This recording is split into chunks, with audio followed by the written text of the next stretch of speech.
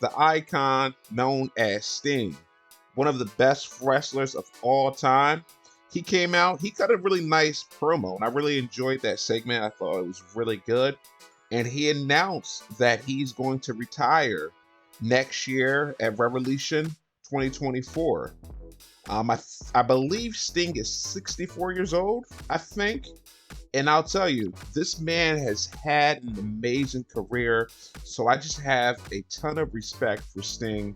Like I said, one of the best. And I just remember growing up watching Sting, when he was in WCW. So it's just so crazy to see him go from WCW, TNA, WWE. Even though his run with WWE, I wanted his run to be so much better. So I was so disappointed with that, or about that.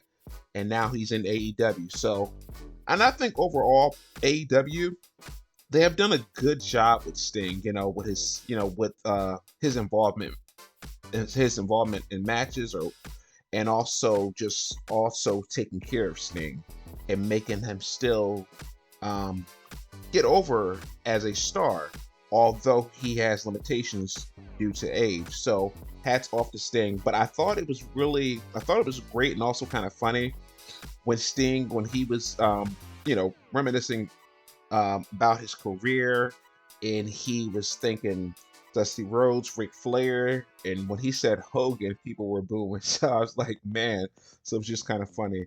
And then Lance Archer, he destroyed a jobber. I believe his name is Barrett Brown. I looked it up about an hour ago.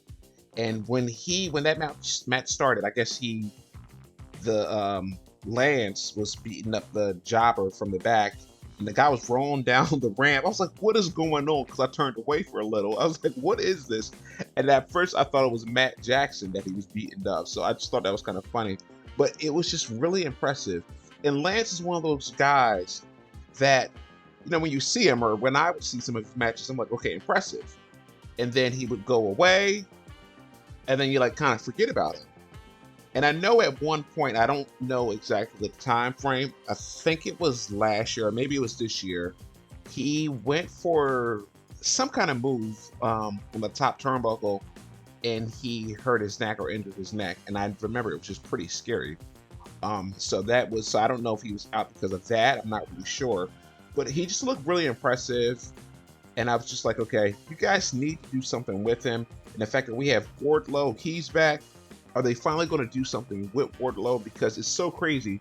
Wardlow was over big time, and they didn't do anything with him.